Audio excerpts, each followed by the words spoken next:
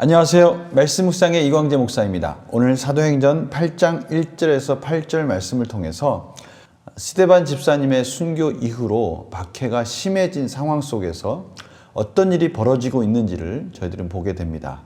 오늘 말씀을 통해서 하나님께서 오늘 또 저희들에게 어떤 말씀을 하시는지를 귀를 기울이고 듣는 또 그런 귀한 시간 갖도록 하겠습니다. 제가 기도하고 시작하겠습니다. 하나님 아버지, 오늘도 하나님께서 말씀하여 주시고 가르쳐 주시고 성령님께서 조명하여 주셔서 깨닫게 하여 주셔서 참으로 하나님 말씀 가운데 저희들이 하루하루를 어떻게 살아가야 하며 인생의 기준과 목적은 무엇인지를 다시 한번 깊이 깨닫는 시간 되게 하여 주시옵소서. 감사드리며 예수님의 이름으로 기도드립니다. 아멘. 사도행전 8장 1절에서 8절 말씀을 제가 봉독해 드리도록 하겠습니다. 사울은 그가 죽임당함을 마땅히 여기더라. 그날에 예루살렘에 있는 교회에 큰 박해가 있어 사도 외에는 다 유대와 사마리아 모든 땅으로 흩어지니라. 경건한 사람들이 스데반을 장사하고 위하여 크게 울더라. 사울이 교회를 잡멸할세 각 집에 들어가 남녀를 끌어다가 옥에 넘기니라. 그 흩어진 사람들이 두루다니며 복음의 말씀을 전할세 빌립이 사마리아 성에 내려가 그리스도를 백성에게 전파하니 무리가 빌립의 말도 듣고 행하는 표적도 보고 한 마음으로 그가 하는 말을 따르더라. 많은 사람에게 붙었던 더러운 귀신들이 크게 소리를 지르며 나가고 또 많은 중풍병자와 못 걷는 사람이 나으니 그 성에 큰 기쁨이 있더라. 아멘. 오늘 말씀 중에 예루살렘에 있는 교회에 큰 박해가 있어 라고 말씀하시면서 이 유대와 사마리아와 모든 땅으로 흩어지고 있는 이 초대교회 성도들의 모습을 볼 수가 있습니다. 2절 말씀에 경건한 사람들이 스데반 집사님의 이 죽음을 장사하고 크게 울더라 라고 표현하고 있습니다. 이 말씀은 스데반 집사님의 이러한 죽음이 공적인 집행인 것 같이 대중에 의해서 이루어지고 있었지만 이 경건한 사람들이 이러한 것에 대해서 많이 울었다는 것은 이것이 공정하지 못한 죽음이다라는 것을 말씀하고 있는 것이죠. 3절에요. 사울이 교회를 또 잡멸하다라고 말을 표현하고 있습니다. 이 잡멸하다라는 말은 짐승들에게 쓰는 말인데요. 사나운 짐승이 고기를 찢는 모습을 나타내고 있는 것입니다. 그만큼 사납게 무섭게 당시 초대교회를 핍박하기 시작했다라는 것을 말씀하시는 것이죠. 그럼에도 불구하고 흩어진 사람들이 두루다니며 복음의 말씀을 전하고 있는데 특별히 오늘은 이 빌립이 사마리아 성에 내려가서 그리스도를 백성에게 전파했다라는 부분을 특별히 소개하고 있습니다. 이 사마리아 성 하면 유대인들이 경시 여기고 유대인들과의 갈등이 심한 곳 아닙니까? 당시에 주전 722년경에 아수르가 이 사마리아에 혼혈 정책을 펴서 순수한 혈통이 아닌 유대인들이 사마리아 성에 살게 만들었습니다. 그로 인해서 이 경건한 유대인들, 순수 유대인들이 그들을 멸시하기 시작한 것이죠.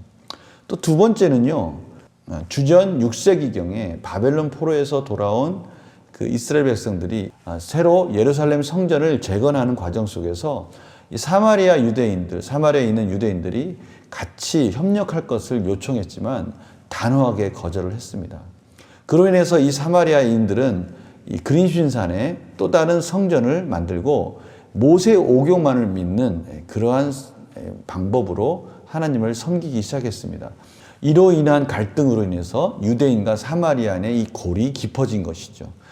바로 그 유대인과 사마리아인의 골이 깊어진 그곳, 유대인임에도 불구하고 유대인들이 멸시하는 그곳도 땅끝에 해당되는 곳인데요. 바로 그곳에 가서 복음을 전했다라는 것이죠. 이것이 어떻게 보면 박해로 인해서 흩어진 유대인들로 통해서 시작된 것이기에 여기에는 또 하나님의 특별한 섭리가 있다라는 것이죠. 우리가 이 말씀을 잘 기억하면서 우리가 문제를 한번 풀어보도록 하겠습니다. 스데반의 죽음 이후 예루살렘 교회에 어떤 일이 일어납니까? 2절 4절입니다. 경건한 사람들이 스데반을 장사하고 위하여 크게 울었다.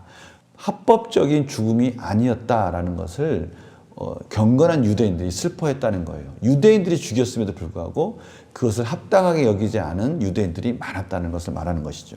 그러나 이러한 일로 인해서 하나님의 성도들이 복음을 흩어져서 전하기 시작했다라는 것이 또 4절 말씀에 나타나고 있습니다. 두 가지 일이 일어난 것이죠. 하나는 스데반 집사님의 죽음이 정당하지 않다라는 것과 그럼에도 불구하고 이러한 박해 속에서 흩어져서 복음을 전하기 시작했다라는 것이죠. 빌립이 복음을 전하기 위해 들어간 곳은 어디입니까? 사마리아입니다. 사마리아. 유대인과 골이 깊은 그 사마리아, 같은 유대인에도 불구하고 순수하지 못한 유대인이라고 해서 멸시받던 그 사마리아에 복음을 가지고 들어간 것입니다. 아주 중요한 의미가 있죠. 유대와 사마리아 온 땅끝까지의 그 중요한 길목 중에 하나가 이 사마리아 성인데요. 그곳에 가서 복음을 전하기 시작했다는 것이죠. 연구와 묵상 질문 볼까요? 빌립이 사마리아로 복음의 발걸음을 옮긴 이유는 무엇입니까?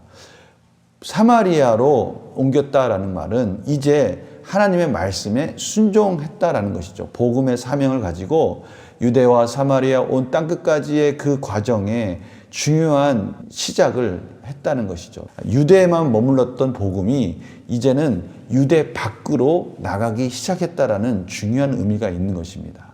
핍박받으면서도 복음 전파의 사명을 놓지 않은 빌립을 보며 무엇을 느낍니까?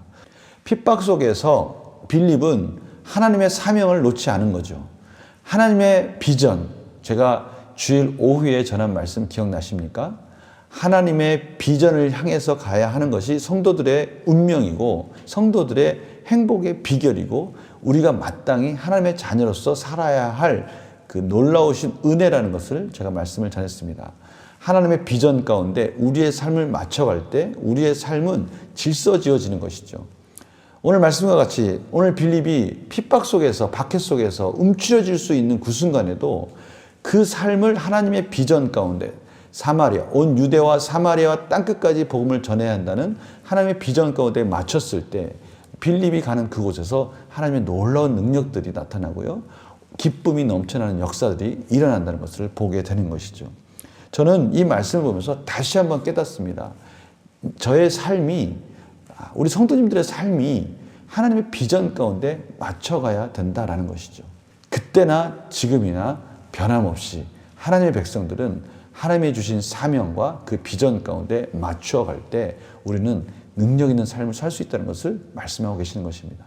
그래서 결단과 적용을 보면요. 관계의 어려움 때문에 복음을 전하지 못하고 있는 대상이 있다면 누구입니까? 다시 말하면 내 기준과 내 판단 속에서 그 복음이 흘러가는 그 길이 막혀 있다면 이제 그것을 뚫고 우리가 복음을 전할 수 있어야 된다는 걸 말씀하고 있는 것이죠. 우리의 능력과 환경이 아니라 우리는 하나님께 맡기고 하나님의 비전 가운데 담대하게 나갈 때 그 길이 열린다는 걸 말씀하고 계시는데요. 복음 전파의 사명을 기쁨으로 감당하지 못하게 하는 장애물은 무엇이며 이를 제거하기 위해 무엇을 결단하겠습니까? 제 생각에는요. 지금의 가장 큰 장애물은 코로나19입니다. 그래서 저희들이 이것을 극복하고 이 환경을 뚫고 복음을 전할 수 있는 방법은 뭘까?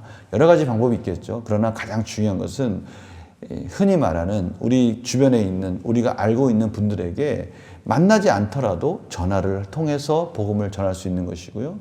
또 그분들에게 하나님의 말씀을 주면서 우리가 그들을 교회에 지금 나오라고 말하기가 어려운 환경이라면 그들에게 말씀을 전달해주고 하나님의 복음을 전달해주고 우리의 사명이 하나님의 복음을 전하는 것이라는 그 비전을 놓지 않기 위해서 어떠한 방법을 통해서든 그들에게 복음을 전할 수 있는 길들을 생각하고 기도하는 것이죠. 이것이 우리에게 참 중요한 의미가 있습니다. 왜냐면요, 우리가 어떠한 삶을 살아야 된다는 그 정체성을 다시 한번 확립해 주기 때문이죠. 오늘 박해가 심하면 심할수록 이 박해를 뛰어넘어 하나님이 원하시는 그 사명에 한 걸음 한 걸음 더 전진해 나가듯이 우리의 삶 속에도 이런 놀라운 복음의 능력을 나타내려고 몸부림치면 칠수록 하나님께서 우리의 길을 열어주실 줄 믿습니다. 우리의 삶의 지경을 넓혀줄 줄 믿습니다. 성도님들 기도하면서 우리가 이러한 하나님의 비전 가운데 우리의 삶을 맞춰가는 그런 복된 삶이 되기를 간절히 축원합니다. 제가 기도하고 마치겠습니다. 하나님 아버지, 오늘도 하나님 말씀 가운데 우리가 어떻게 살아야 될지 다시 한번 묵상하고 기도합니다. 하나님, 저희들이 복음의 능력 가운데 살게 하여 주시옵시고 하나님의 비전, 하나님의 뜻 가운데 맞추며 사는 것이 가장 복된 삶임을 다시 한번 깨닫게 하시고 그런 삶의 열매로 이어지게 하여 주시옵소서. 감사드리며 예수님의 이름으로 기도드립니다. 아멘. 성도님들 말씀 묵상 놓지 마시고요. 우리가 직접 말씀을 묵상하고 기도하는 거 중요합니다. 내일 또 뵙겠습니다. 안녕히 계세요.